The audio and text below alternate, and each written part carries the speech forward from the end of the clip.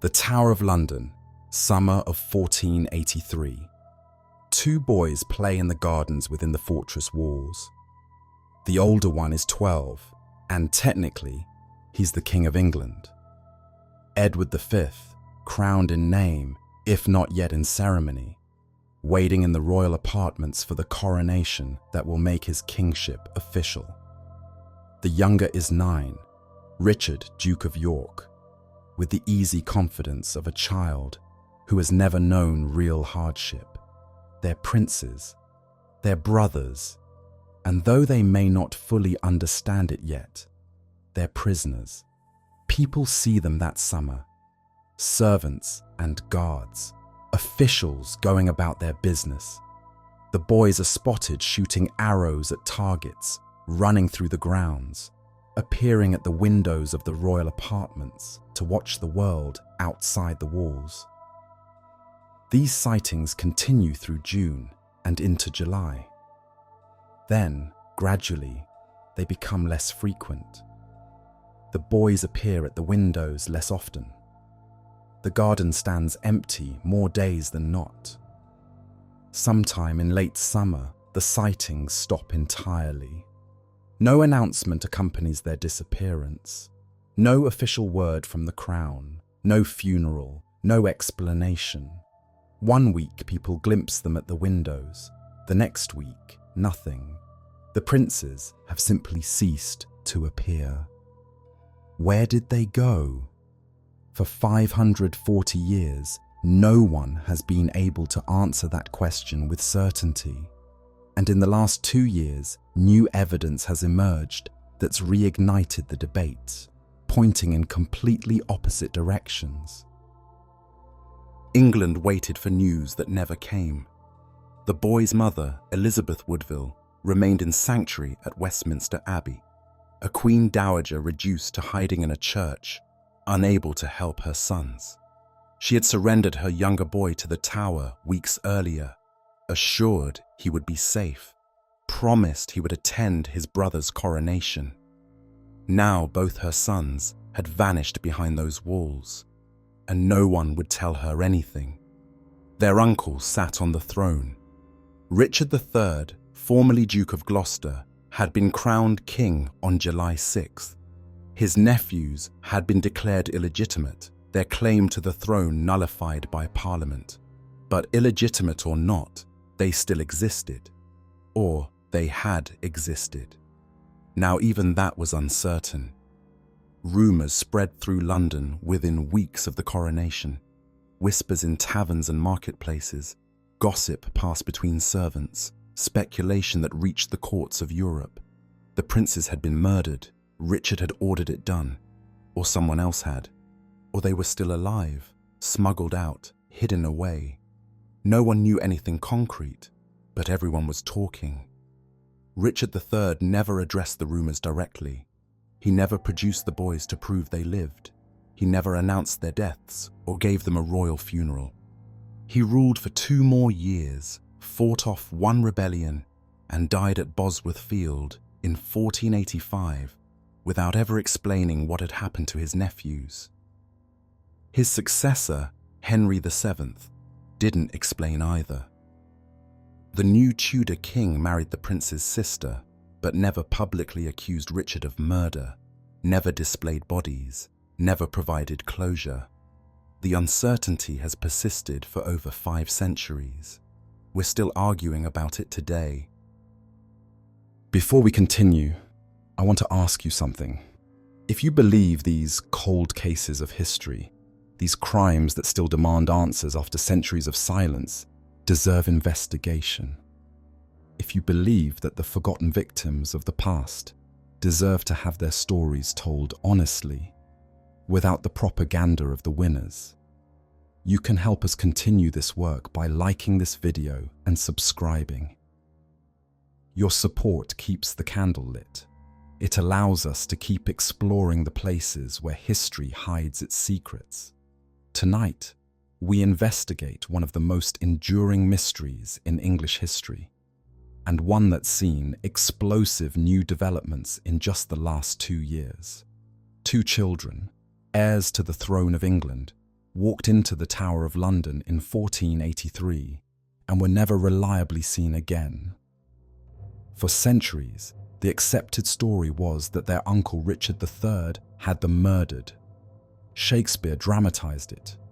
The Tudors promoted it. Most people still believe it. But in 2023, Philippa Langley, the woman who found Richard III's body under a parking lot, claimed she'd solved the case. Her conclusion: the princes survived. They escaped the tower, fled to the continent, and returned years later to challenge Henry VII for the throne.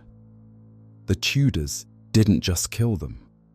They erased them from history by branding them as impostors. Then in late 2024, Professor Tim Thornton announced a discovery that points in the opposite direction. Evidence linking the prince's personal possessions to the family of their alleged murderer. We now have new evidence on both sides. The mystery isn't solved. It's more contested than ever. We'll trace the prince's brief lives and examine the brutal politics that made their deaths convenient for everyone with power. We'll weigh the evidence for and against their uncle, and against the Tudor king who replaced him. We'll examine the bones found in 1674 and ask why, when DNA testing could likely resolve decades of debate, every request to examine them has been denied. Welcome to the Midnight Archives. The older prince was born into chaos. November 1470, his mother Elizabeth Woodville had fled to sanctuary at Westminster Abbey, heavily pregnant, while her husband, King Edward IV, was in exile. The Yorkist cause seemed lost. The Lancastrian King Henry VI had been restored to the throne. Elizabeth gave birth to her son in hiding, uncertain whether her husband would ever return, uncertain what future awaited a prince born to a deposed king. But Edward IV did return. He reclaimed his throne in 1471, killed the Lancastrian heir in battle, and likely ordered Henry VI's murder in the Tower. The Yorkist dynasty was secure again, and the infant Edward was heir to it all. The boy grew up at Ludlow Castle on the Welsh border, sent there at age 3 to preside, nominally at least, over the Council of Wales. He had his own household, his own servants, his own tutors, preparing him for kingship.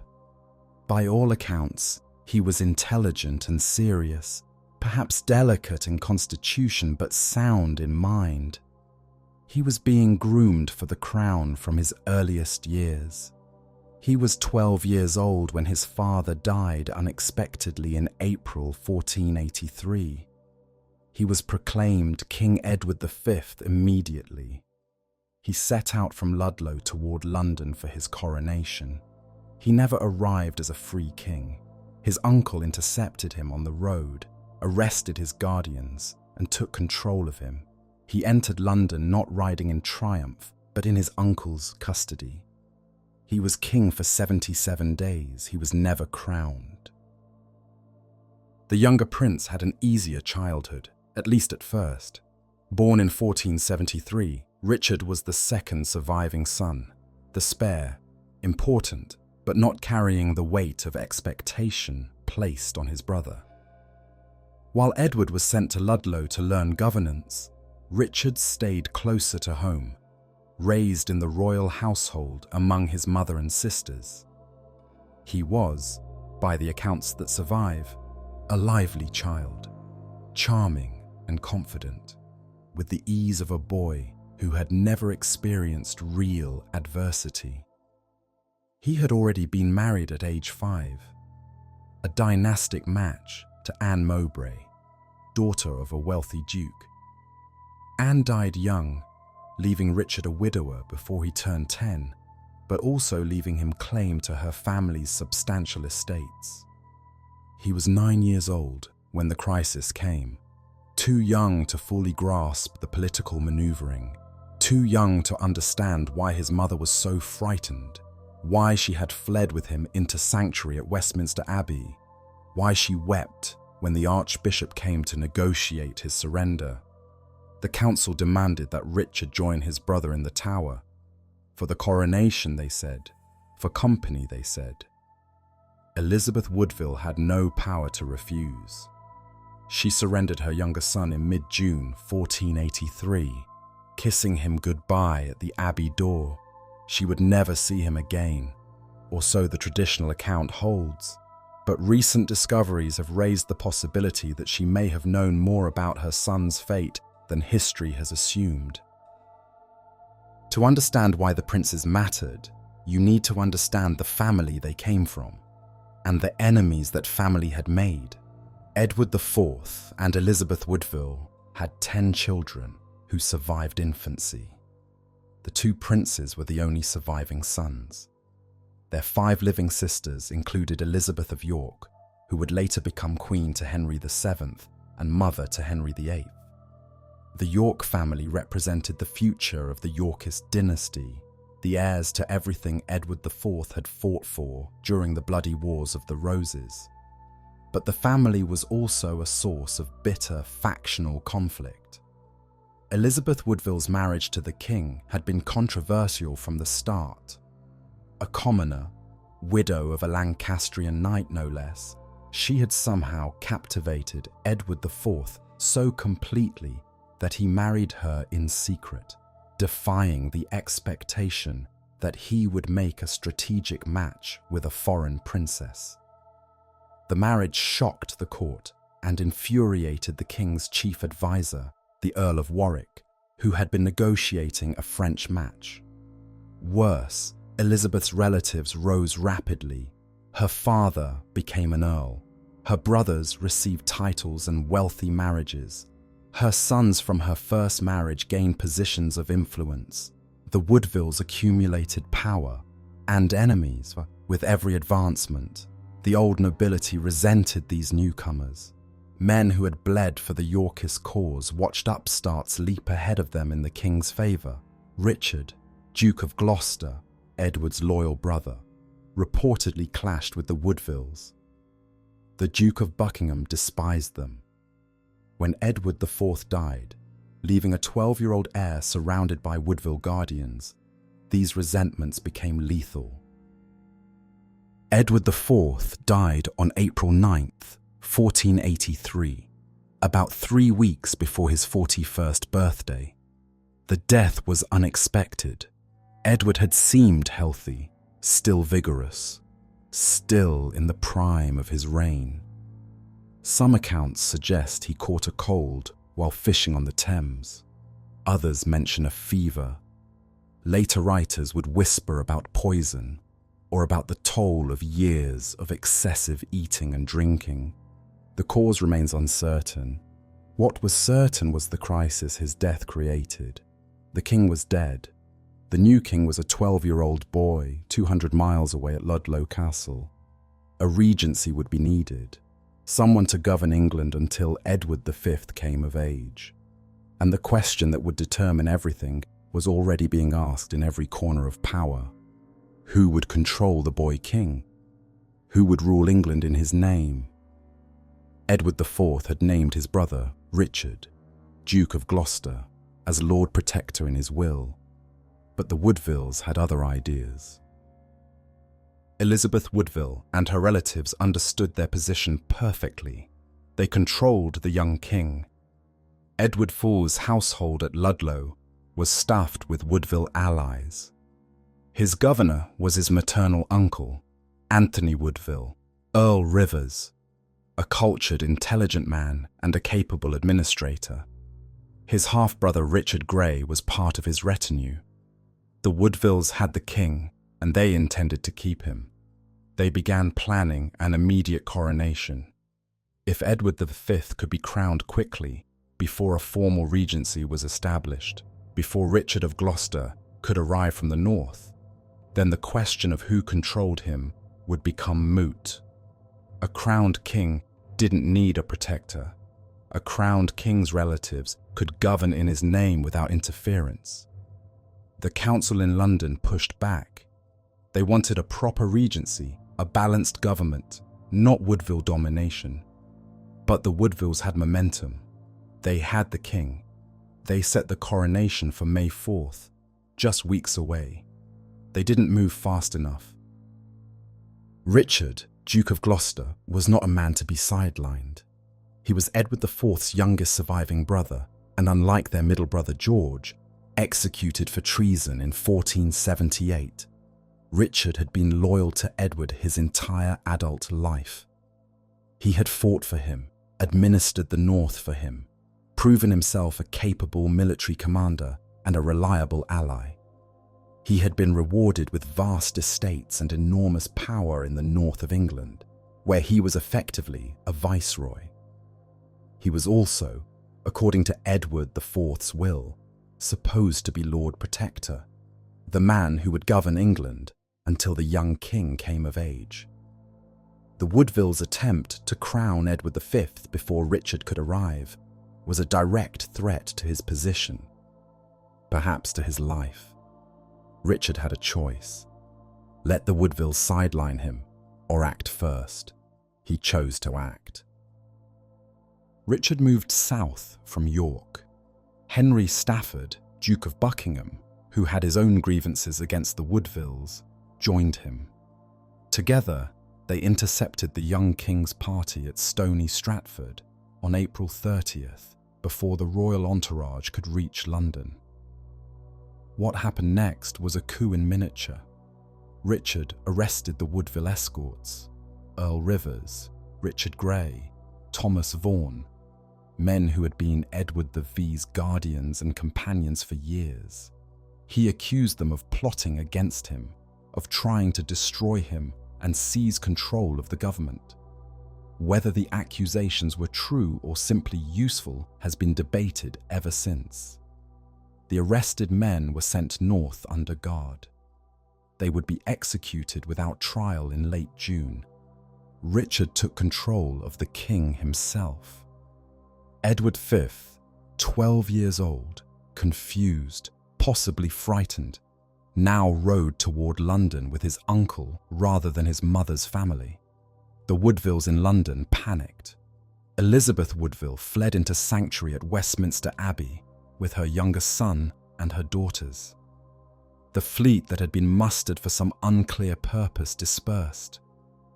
The planned coronation was postponed. Richard entered London on May 4th, the day Edward V was supposed to have been crowned. He came as protector. He came as the power behind the throne. What he would become next was something else entirely. The Tower of London in 1483 was not simply a prison. It was a fortress, certainly, and a place of execution for traitors. But it was also a royal residence, traditionally where monarchs stayed before their coronations.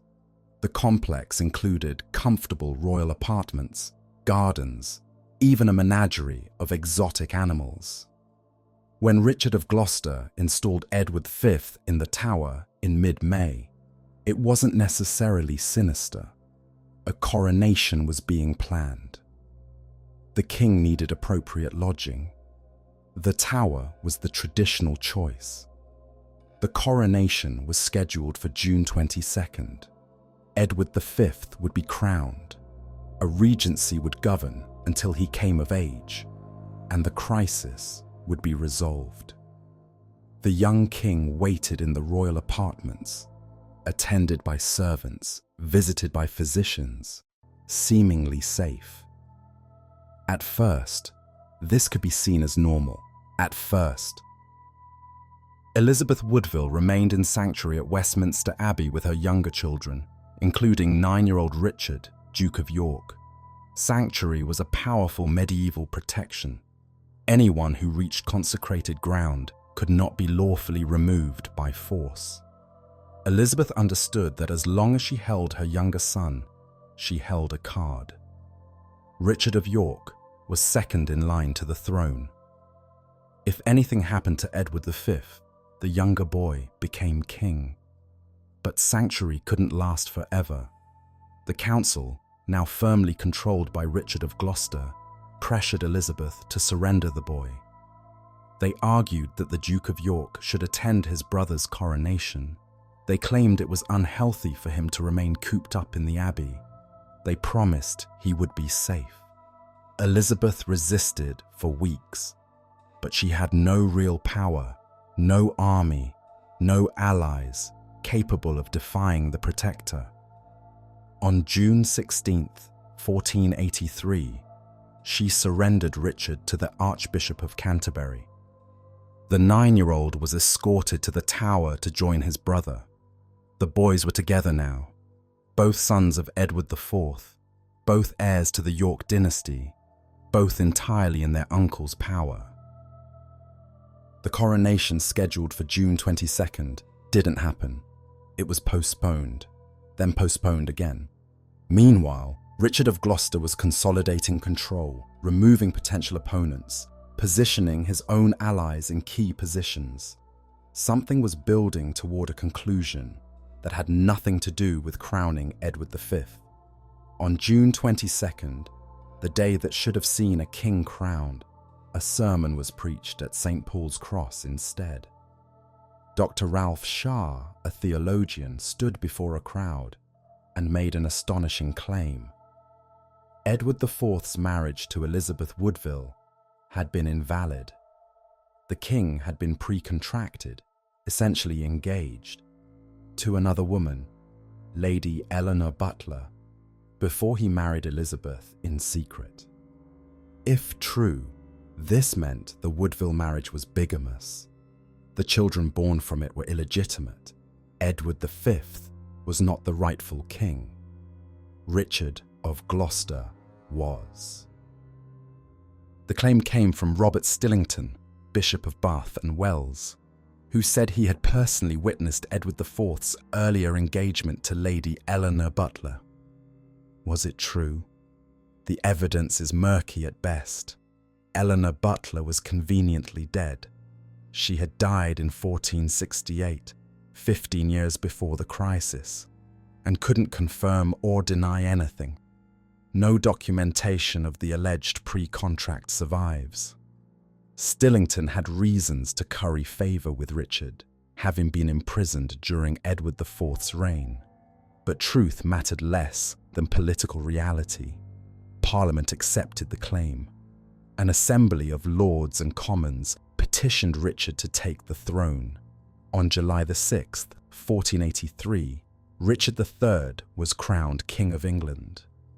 Edward V, the boy who had been king for 77 days, was now just Edward, one of two illegitimate sons of the previous king.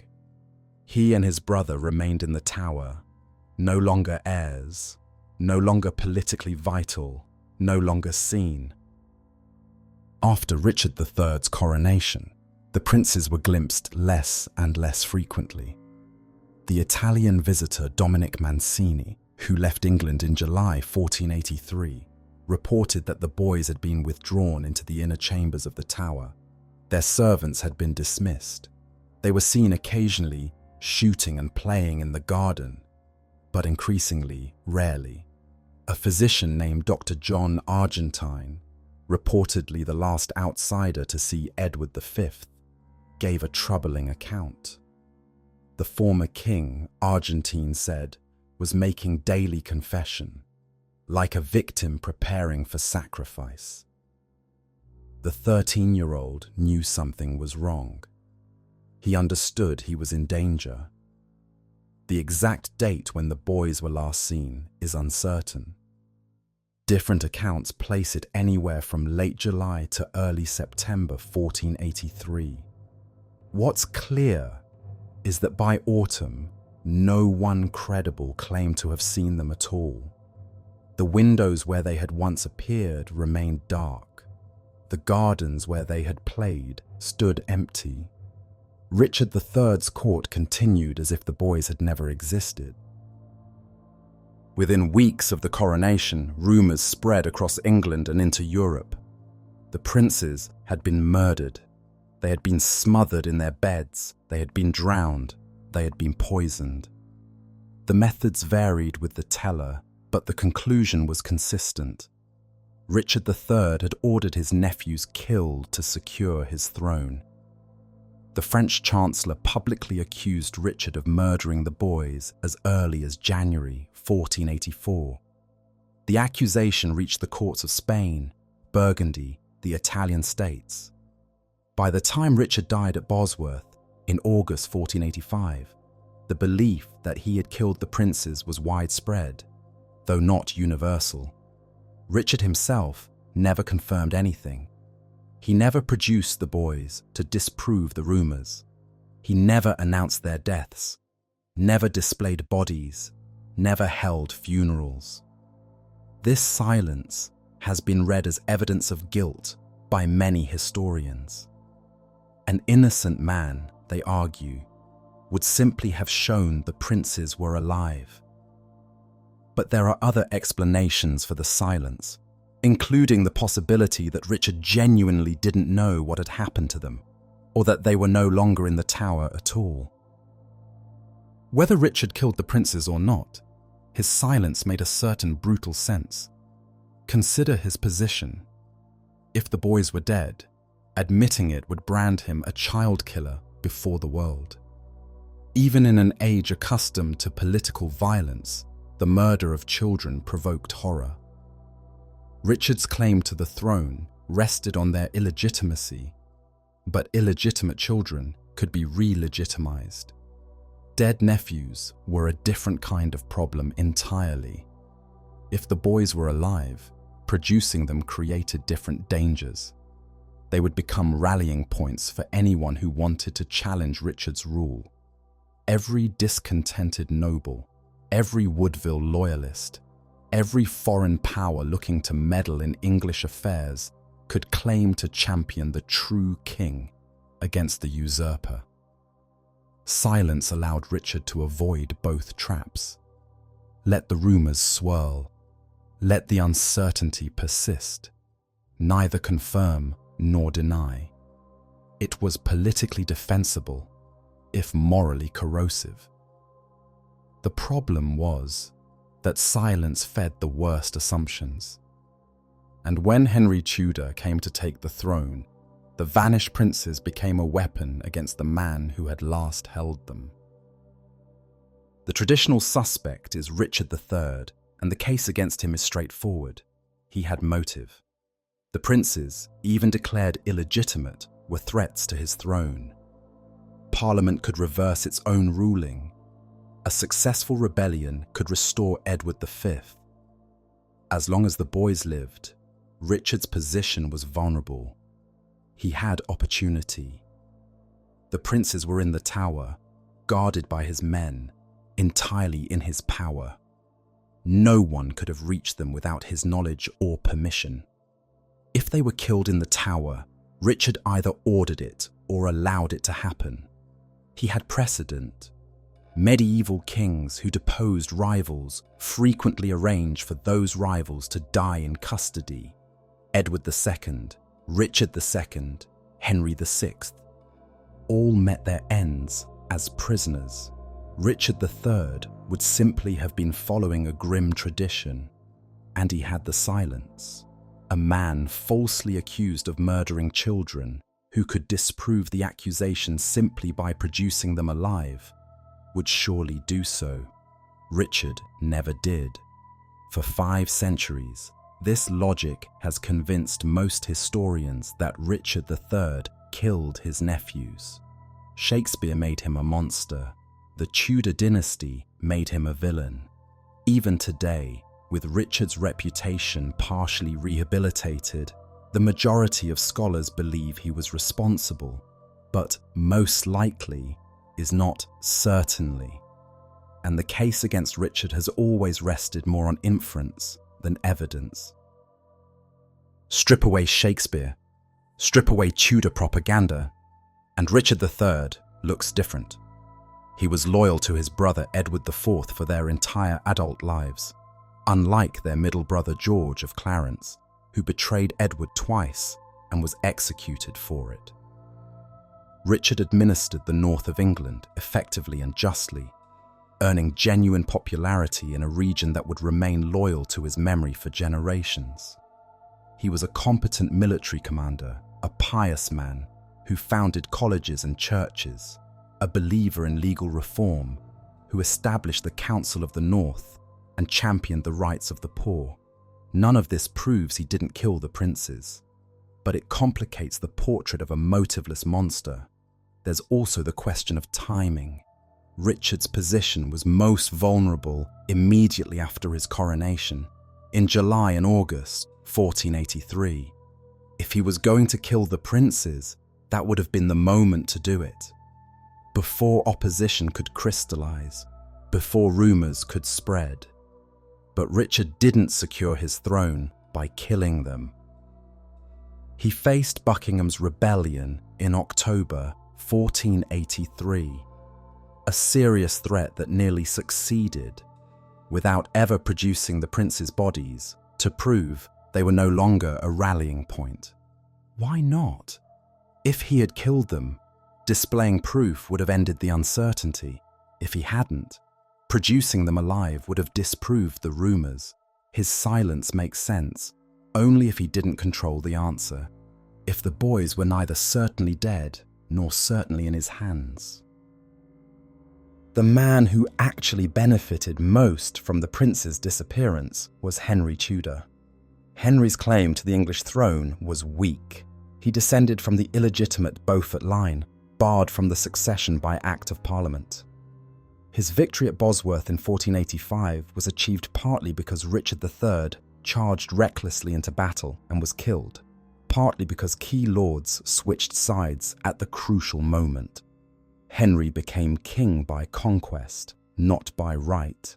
He married Elizabeth of York, the prince's eldest sister, uniting the Yorkist and Lancastrian claims. But as long as the princes lived, or were believed to live, they had a stronger claim than Henry did.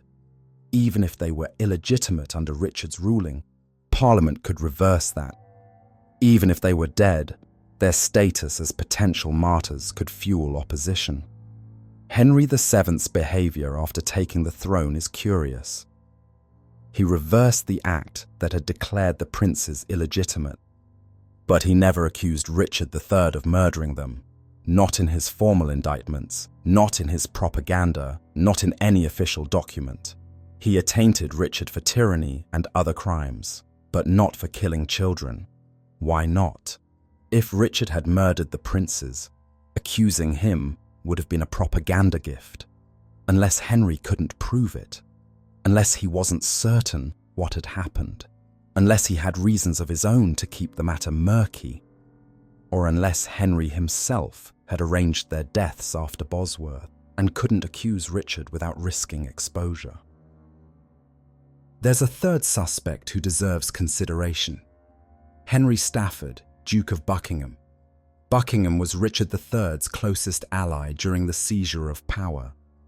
He had helped intercept the young Edward V, supported Richard's claim to the throne, and been rewarded with enormous grants of land and power. He was, for a few months, the second most powerful man in England. Then, in October 1483, just 3 months after Richard's coronation, Buckingham rebelled. He raised an army in Wales, declared for Henry Tudor, and attempted to overthrow the king he had just helped crown. The rebellion failed. Buckingham was captured and executed. Why did he turn so quickly? The traditional explanation is that he learned Richard had killed the princes and was horrified. But there are other possibilities. Buckingham had his own distant claim to the throne. Perhaps he killed the princes himself, hoping to destabilize Richard. Perhaps he tried to use them as bargaining chips and the plan went wrong. Perhaps he discovered they were already dead and saw no future in supporting their alleged murderer. Buckingham knew something. Whatever it was, it drove him from loyal ally to rebel within weeks. The answer died with him. The most detailed account of the princes' murders comes from Sir Thomas More, writing around 1513. 30 years after the events, More's History of King Richard III describes the killing in vivid detail. Richard III, he claims, sent a message to Sir Robert Brackenbury, Constable of the Tower, ordering him to kill the boys. Brackenbury refused. Richard then turned to Sir James Tyrrell, who agreed to the task. Tyrrell rode to London, took command of the Tower for one night, and supervised the murder. The actual killing, Moore says, was done by two men, Miles Forrest, a Tower official, and John Dighton, Tyrrell's horsekeeper. They smothered the boys in their beds, then buried the bodies at the foot of a staircase. Later, supposedly, the bodies were moved to a more appropriate location, though Moore claims not to know where. It's a compelling narrative. It has names, details, a clear sequence of events. It's also completely unverifiable. Moore was a child when the princes disappeared. His sources were second-hand at best, memories collected years after the fact, possibly from people with their own agendas. He was writing under Henry VIII, a Tudor king with every reason to want Richard III painted as a villain, and he never finished the work. It was published posthumously. We cannot take More's account as fact, but we also cannot dismiss it entirely. Recent discoveries suggest he may have had access to better sources than previously believed. In 1502, Sir James Tyrrell was arrested for treason, not for the prince's murder, but for supporting a Yorkist pretender. He was executed that year. Before his death, according to Tudor sources, Tyrrell confessed to arranging the prince's murder on Richard III's orders. This confession supposedly confirmed the basic outline of More's account. There's a problem. We don't have the confession. No text survives. No record of what Tyrrell actually said. We have only the Tudor government's claim that he confessed, announced after his death, when he could neither confirm nor clarify. A confession extracted under torture, kept secret, from a man who was about to be executed regardless of what he said. It proves nothing, but it also can't be entirely dismissed, especially in light of evidence discovered in 2024 that connects Tyrrell's family to the prince's personal possessions. Strip away the later accounts, the confessions, the accusations, and what can we say for certain? The princes were in the Tower in summer 1483. Multiple reliable witnesses saw them there. Dominic Mancini, Dr. Argentine, various servants and officials. They were seen less frequently after Richard III's coronation in July. By autumn 1483, credible sightings had ceased. Richard III never produced them. Henry VII never produced them. No one ever produced them. Those are facts.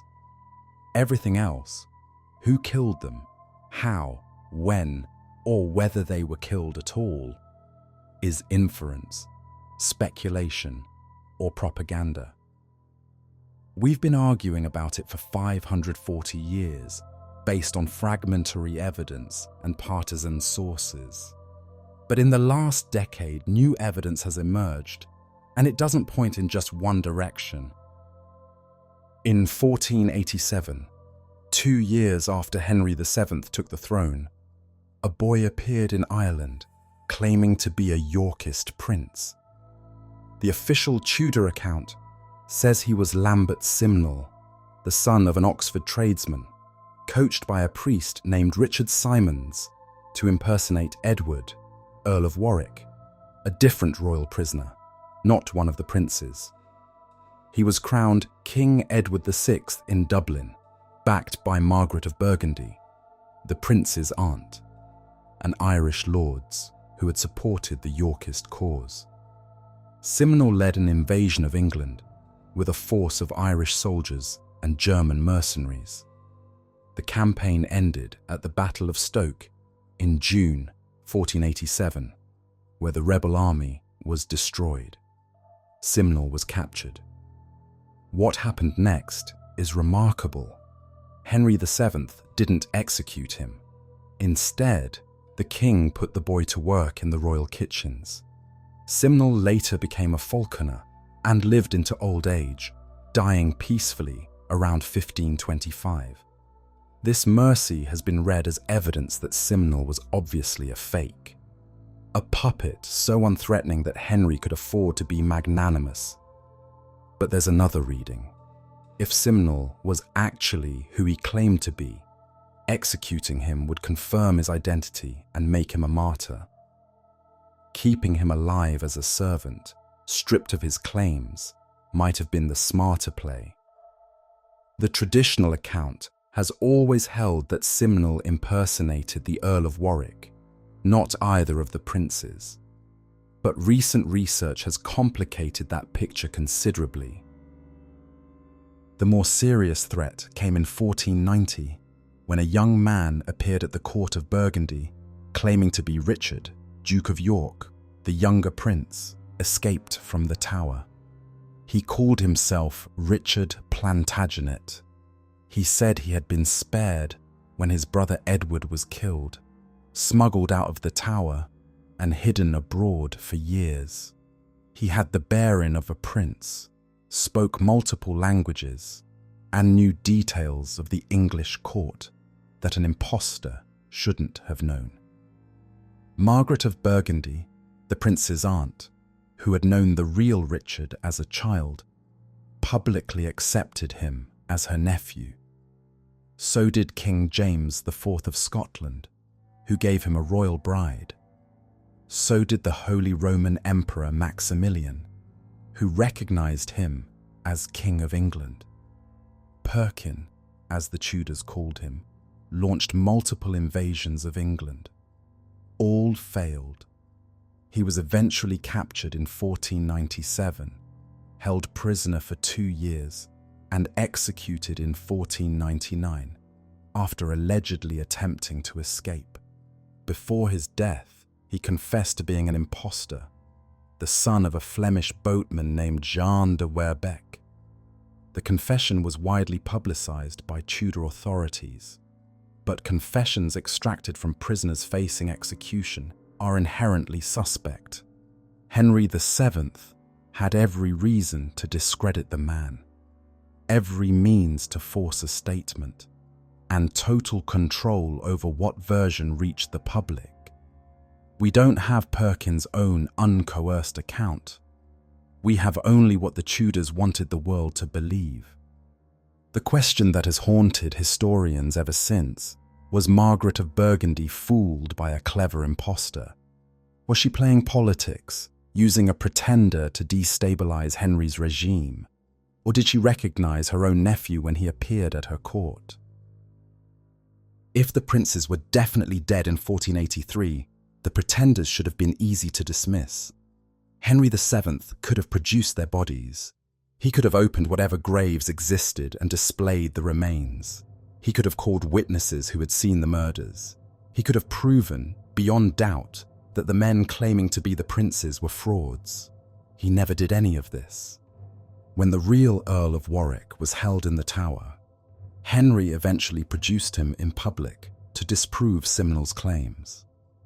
But he never produced the princes, never showed bodies, never presented conclusive evidence of their deaths. The simplest explanation is that he couldn't.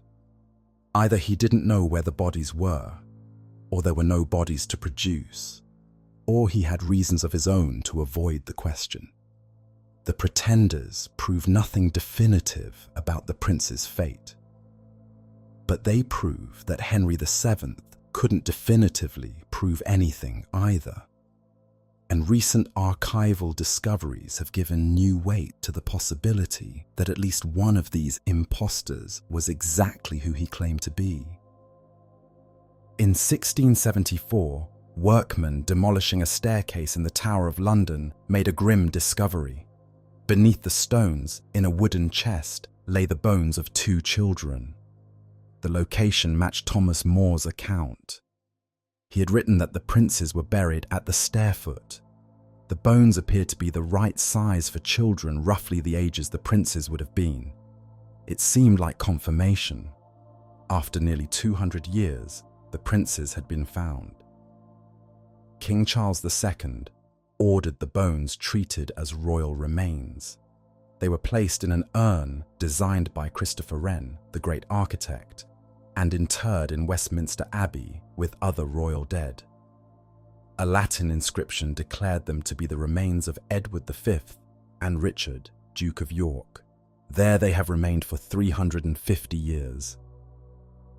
In 1933, the urn was opened for scientific examination. The analysis was limited by the technology of the time. DNA testing wouldn't exist for decades. The investigators examined the bones visually, took measurements, and made what conclusions they could. The bones appeared to be from 2 children, one older than the other. The estimated ages roughly matched the princes, around 12 and 9 or 10. There was some evidence of disease in one skull. There appeared to be a blood stain on one of the facial bones, which some interpreted as in 1933, the urn was opened for scientific examination. The analysis was limited by the technology of the time. DNA testing wouldn't exist for decades. The investigators examined the bones visually, took measurements, and made what conclusions they could. The bones appeared to be from 2 children, one older than the other. The estimated ages roughly matched the princes, around 12 and 9 or 10. There was some evidence of disease in one skull. There appeared to be a blood stain on one of the facial bones, which we could almost certainly resolve the question today. DNA testing technology has advanced enormously since 1933. We have comparison samples. The princes have living relatives through their sister Elizabeth of York, whose descendants include the current British royal family. We could determine whether the bones are related to the Yorkist line, whether they're male, approximately when the individuals died. The bones in Westminster Abbey could tell us whether they're the princes or 2 unrelated children who happen to be buried in the tower. Multiple historians and scientists have requested permission to test them. Every request has been denied. The Church of England controls access to the Abbey and its tombs. Their position has been that the remains should be allowed to rest in peace, that the mystery doesn't justify disturbing a royal grave, that we should accept the identification made in the 17th century. Critics argue that we owe it to the princes and to history to find out the truth. Supporters of the Church's position argue that DNA testing might not resolve anything, that the bones might be too degraded, that opening the urn could damage what remains. The debate continues. The bones remain sealed. And the mystery that DNA could potentially solve remains unsolved because someone decided not to try. In 2012, Philippa Langley achieved something remarkable. She located the lost grave of Richard III under a parking lot in Leicester. The discovery captured global attention. Richard's skeleton was exhumed, identified through DNA testing, and eventually reburied with ceremony in Leicester Cathedral. It was a triumph of determined amateur research over academic skepticism. Langley had pursued the search for years while experts told her it was impossible. After the reburial in 2015, Langley turned her attention to the other great mystery of Richard's reign. What happened to his nephews? She assembled an international team of researchers, archivists, and investigators. They called it the Missing Princes Project, and they approached the cold case the way modern police would approach an unsolved disappearance, gathering evidence from archives across Europe, questioning every assumption, following every lead. In November 2023, after 8 years of research, Langley announced her findings. Her conclusion was explosive. Both princes had survived. The first key discovery came from the archives of northern France. In Lille, Langley's team found an accounting receipt dated December 16, 1487, 6 months after the Battle of Stoke, where Lambert Simnel was defeated. The receipt records a payment for weapons ordered by King Maximilian and Madame la Grande, Margaret of Burgundy, the prince's aunt. The weapons, the document states, were for Margaret's nephew, the son of King Edward, who was expelled from his dominion. If this refers to Edward V, he was alive in late 1487, 4 years after he supposedly died in the Tower. The receipt doesn't name Edward V directly. Defenders of the traditional narrative argue it could refer to someone else or be misinterpreted. But the description is specific. A nephew of Margaret, son of King Edward IV, expelled from his kingdom. That matches Edward V exactly. The Lille receipt suggests that in Burgundy, at least, people believed the elder prince was still alive and worth arming for another attempt on the English throne. The second discovery came from the Netherlands. In November 2020, researcher Nathalie Nijman-Bleekendaal found a 4-page document in the Gelders Archief in Arnhem. Written in Middle Dutch, it appears to be a witness statement in the first person, someone telling their own story. The narrator claims to be Richard, Duke of York, the younger prince. He describes leaving sanctuary at Westminster Abbey as a 9-year-old in 1483, being taken to the Tower, and then surviving. The document traces his journey from England to eventual arrival at his Aunt Margaret's court in Burgundy in 1493. If authentic and accurate, this is Richard of York's own account of how he escaped the Tower and made his way to the continent. The document has been authenticated as genuinely old, dating from the correct period. Specialists in Middle Dutch have verified the language is appropriate for the era. What remains disputed is whether the narrator was telling the truth. This could be a real prince's testimony. It could also be a carefully crafted backstory for an impostor prepared to support Perkin Warbeck's claims. The document's existence doesn't prove Richard survived, but it shows that detailed accounts of his survival were circulating in the 1490s, and that someone thought them credible enough to record formally. Based on these and other findings, Philippa Langley reached a dramatic conclusion. Lambert Simnel, she argues, was not an impostor pretending to be the Earl of Warwick. He was Edward V, the elder prince, attempting to reclaim his throne. The Tudors rebranded him with a fake identity to discredit his claim. Perkin Warbeck was not a Flemish boatman's son. He was Richard, Duke of York, the younger prince. His Aunt Margaret recognized him because he was genuine. His detailed knowledge of the English court came from having lived there. His royal bearing was real. Henry VII didn't execute Lambert Simnel because killing the former king would confirm his identity. He kept him as a servant, neutralized but alive, where he could be controlled. Perkin he eventually had to kill, but only after forcing a confession that history could cite as proof of fraud. In this reading, the princes weren't murdered by Richard III. They were spirited out of the Tower, possibly by Richard himself, possibly by others, and survived to challenge the Tudor usurper. Henry VII didn't just defeat them militarily, he erased them from history, replacing princes with pretenders in the official record. It's a stunning revision. It would exonerate Richard III of the crime most associated with his name, and it has provoked fierce debate. Not everyone accepts Langley's conclusions. 3 members of her own Dutch research team, the group that found the Gelderland manuscript, subsequently distanced themselves from the documentary and book. They argued that the documents they discovered are, in our own opinion, open to various interpretations and do not constitute irrefutable proof of the prince's survival.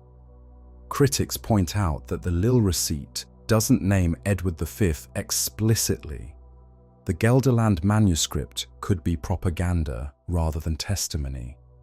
Margaret of Burgundy had every political reason to support pretenders against Henry VII, whether they were genuine or not. She was the prince's aunt, but also a committed enemy of the Tudor dynasty. The traditional historians remain unconvinced. They note that Langley is a committed Ricardian, a supporter of Richard III's rehabilitation, and question whether her investigation was truly open to finding him guilty. The Missing Princes project, they argue, started with a conclusion and worked backward to support it. These are legitimate criticisms. They don't disprove Langley's findings, but they urge caution against accepting them uncritically. Then, in November 2024, new evidence emerged pointing in the opposite direction. Professor Tim Thornton of the University of Huddersfield announced he had found something significant in the National Archives, the will of Margaret Capel, a London widow who died in 1516. Among the bequests in Margaret's will was an extraordinary item, the personal chain of King Edward V.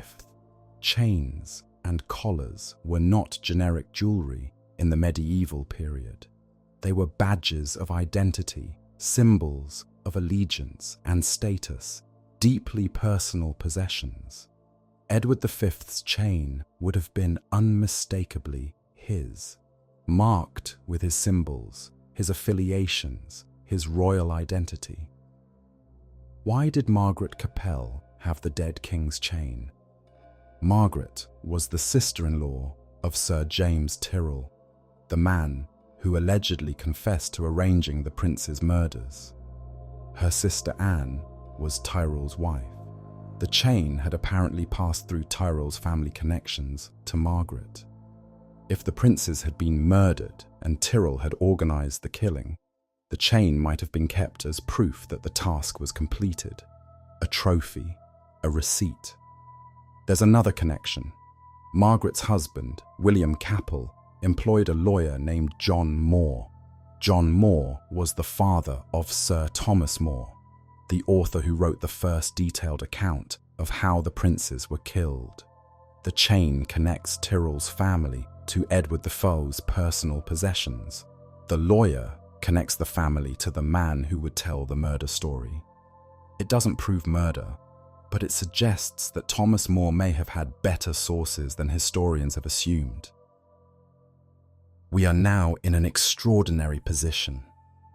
Philippa Langley presents archival evidence suggesting the princes survived. Receipts and manuscripts from the 1480s and 1490s that reference them as living. Tim Thornton presents archival evidence suggesting they were killed, a personal possession of the elder prince in the hands of the alleged murderer's family.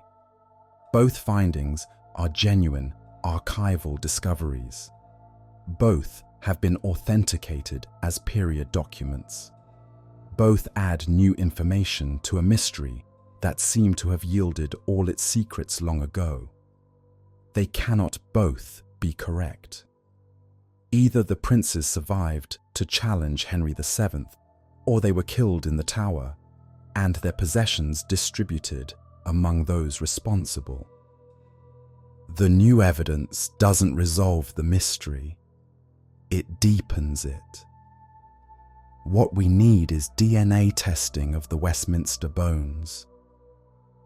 That could tell us whether the children buried in 1674 were royal, were male, Were the right ages? Were the princes? It wouldn't tell us who killed them, but it would tell us whether they died as children at all. The request continues to be denied. Whatever happened to the princes, we shouldn't lose sight of who they were. Edward was 13 when he disappeared, old enough to understand politics, old enough to know he was in danger. Dr. Argentine's account describes him making daily confession, preparing himself spiritually for what he believed was coming. He had been king for 77 days. He had watched his uncles and guardians arrested, his mother flee into sanctuary, his status collapse from monarch to bastard to prisoner. He had been educated for kingship since childhood. He knew history.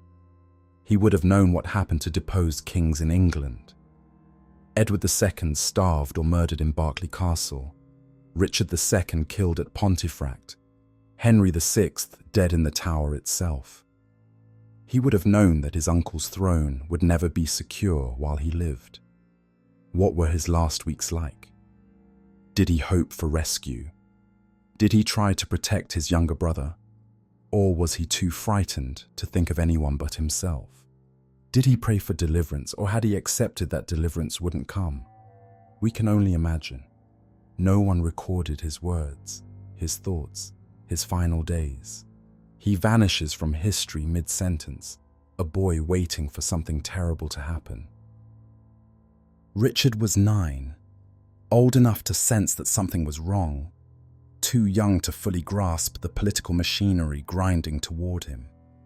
He had been taken from his mother's arms in sanctuary, promised that he would be safe, sent to join a brother he barely knew in a fortress that was also a prison. He had no education in kingship, no training for crisis. He was a child. Contemporary accounts describe him as charming and lively. He had been raised in comfort, surrounded by his mother and sisters, sheltered from the harsher aspects of political life. Nothing in his experience had prepared him for what happened in 1483. Did Edward try to explain the danger to him? Did Richard understand why they had been declared illegitimate? Why their uncle had taken their throne? Why the servants kept disappearing and no one would answer questions? Children adapt. They find ways to play even in difficult circumstances, ways to distract themselves from fear they can't articulate. Perhaps Richard spent his last week shooting arrows in the garden, running through the corridors, treating the tower as an adventure rather than a trap. Or perhaps he knew.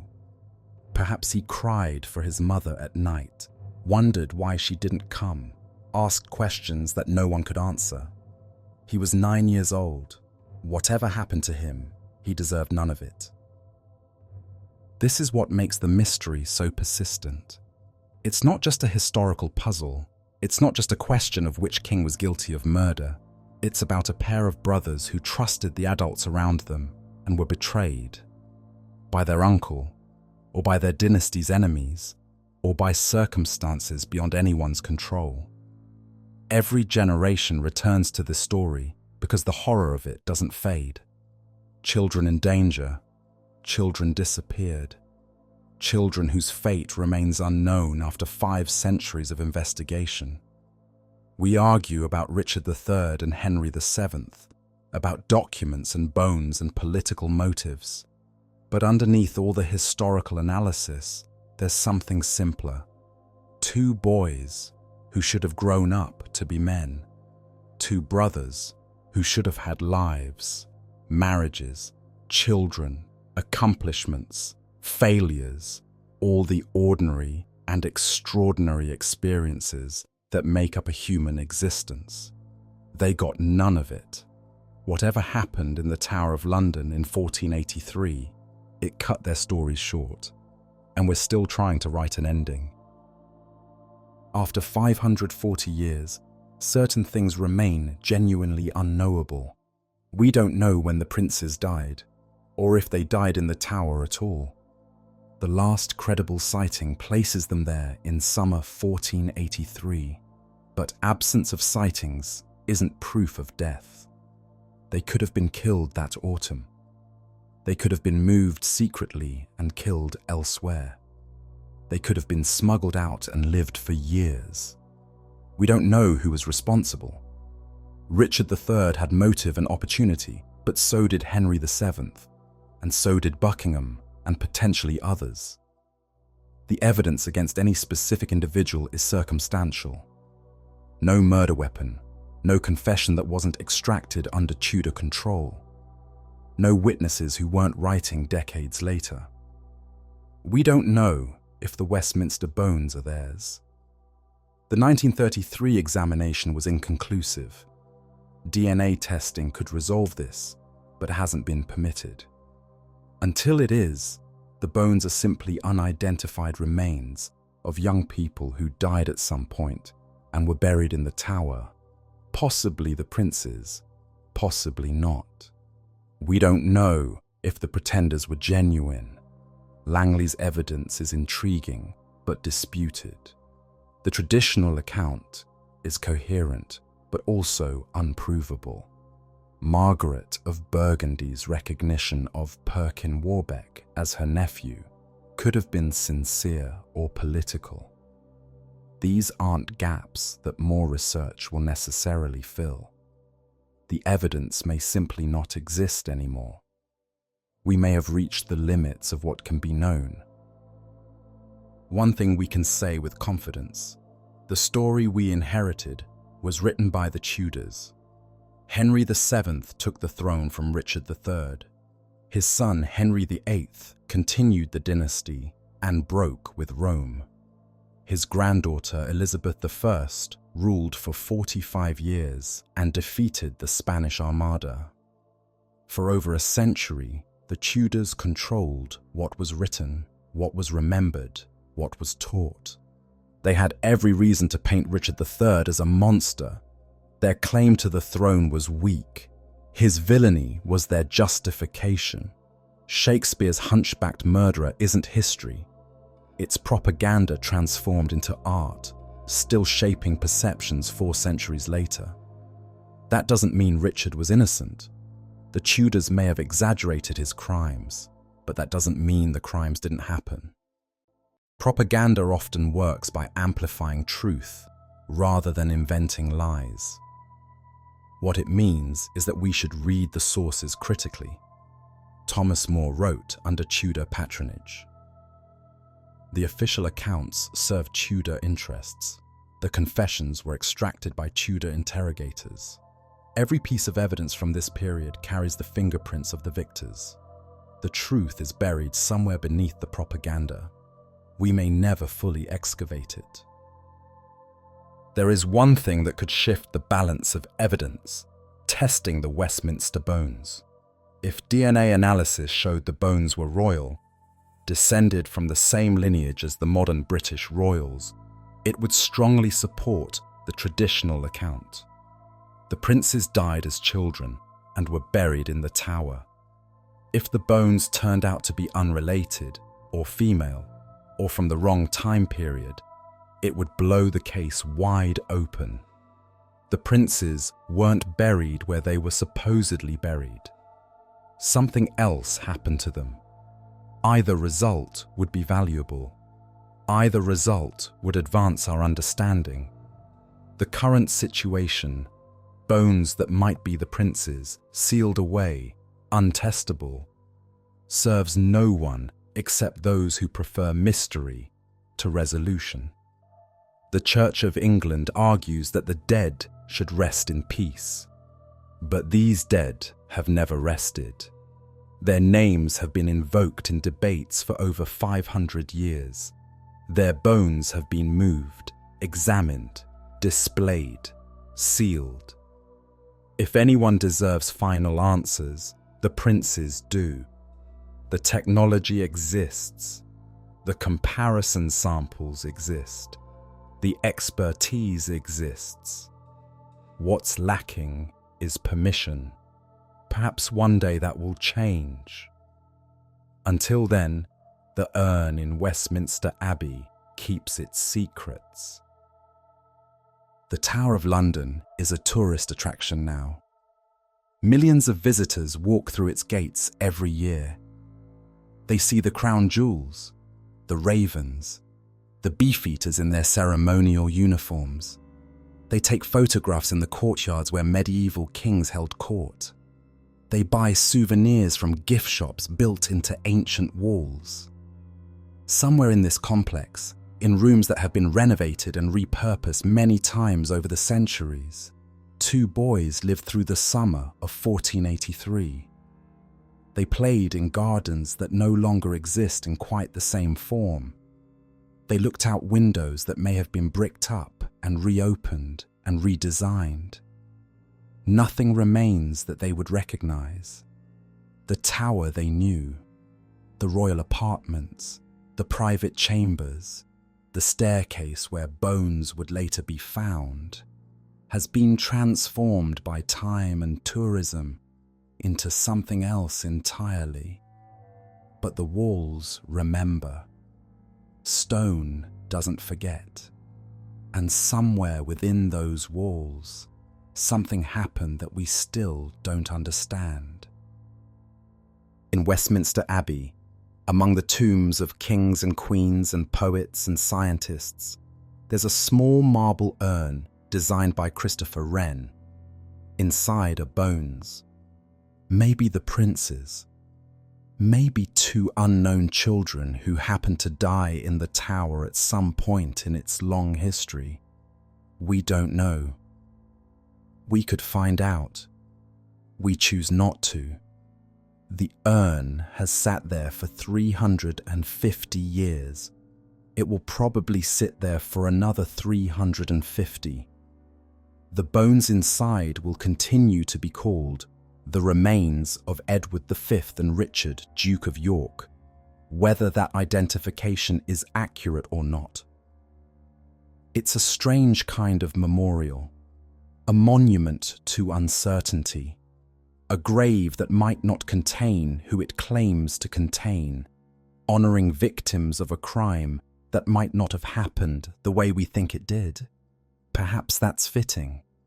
The prince's whole story is built on uncertainty, on gaps and silences and questions no one can answer.